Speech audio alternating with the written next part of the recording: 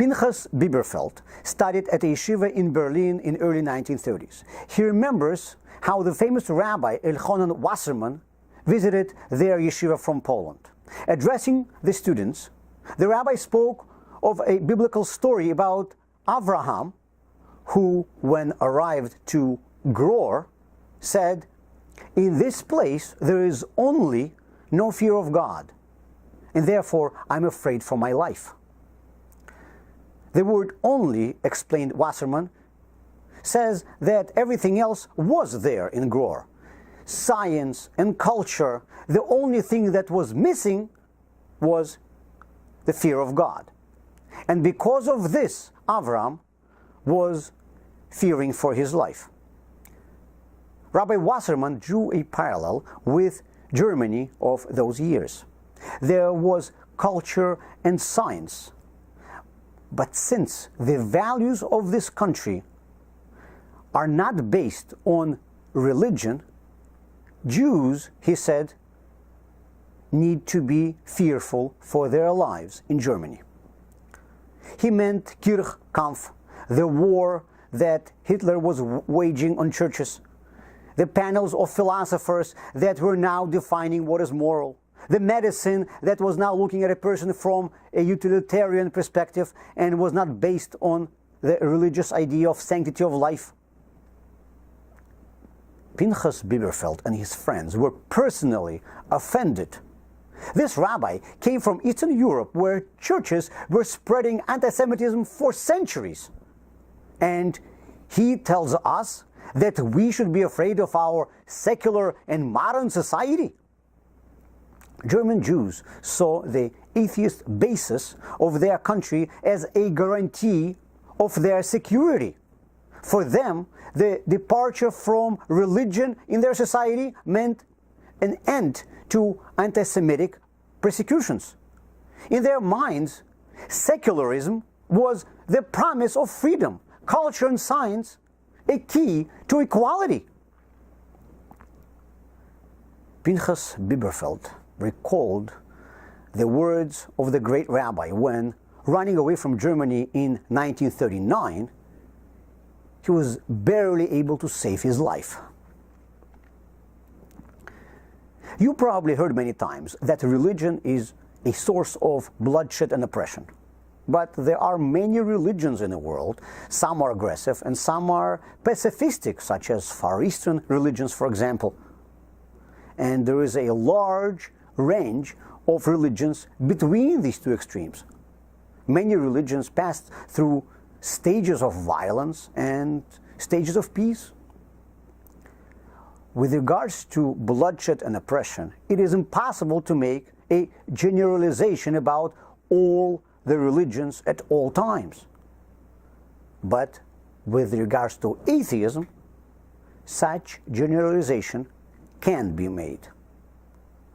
Throughout all of the world's history, every state whose ideology officially denied the existence of higher power has always been a tyrannical dictatorship, without a single exception. The population of many of today's countries has a large percentage of atheists, and I'm sure that most of them are wonderful people.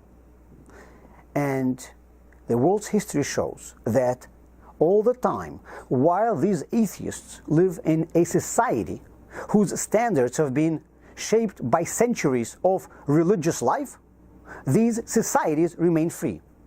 But as soon as the denial of God's existence became the official worldview of a country, this country always became a dictatorship.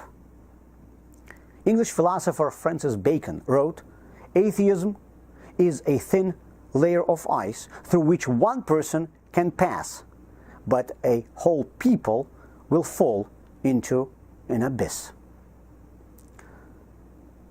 John Adams, watching the French Revolution, wrote that the main reason for its atrocities lies in its atheistic foundations. Subsequent historical experiments only confirmed the words of Bacon and Adams. states based on the ideology of denial of God's existence were built in different cultures, on different continents, with different economic and political structures. The Soviet Union, post-revolutionary Mexico, Nazi Germany, China, Cuba, and so on, and every single one of them was an oppressive dictatorship. If we want to learn any lessons from history, we must look for patterns in the world's events. If there is a country about which all I know that it is a religious country, then looking at the world's history, it still doesn't tell me anything about freedom in this country.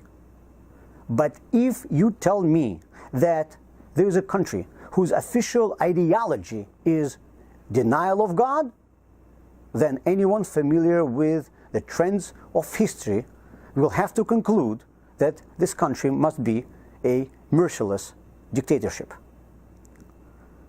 Any research requires the establishment of facts and then finding an explanation to these facts. The world's history has already established a long pattern of facts without single exception. And an explanation to them is also quite understandable. A new government says to the people, we will build a country in which there will be no religious restrictions, and therefore there will be freedom. Sounds great. However, people in this country still don't have freedom because the government laws will always be controlling their lives. But a government that does not believe that it is accountable to anyone higher, it believes that it has a complete freedom. So when government is establishing a country based on atheism, it always gains an absolute freedom for itself, hence limits the freedoms of its people.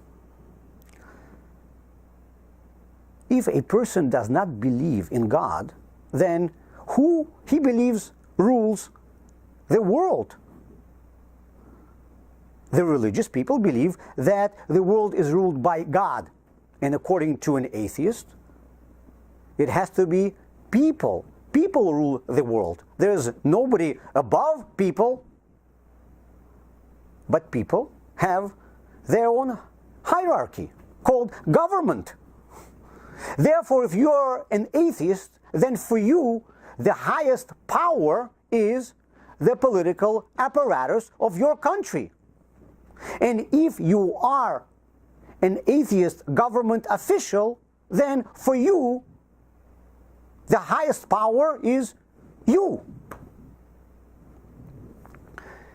Atheist looks very appealing because it promises a person that he will be able to do what he wants. But people forget that they will still be limited by the laws of the state. But who will really do what it wants? The state. In the early 1930s, the Jews of Germany considered themselves the freest people in the world because they saw the lack of religion in their society as a guarantee for their freedom. And the yeshiva students even got personally offended by Rabbi Wasserman. But the history is the witness that Elchanan Wasserman was 100% right. He wasn't a prophet, he was a rabbi who knew the wisdom of the Torah. There are many different religions in the world. Some are peaceful and some are violent. But absence of religion always brings bloodshed, far greater than the most violent religion can create.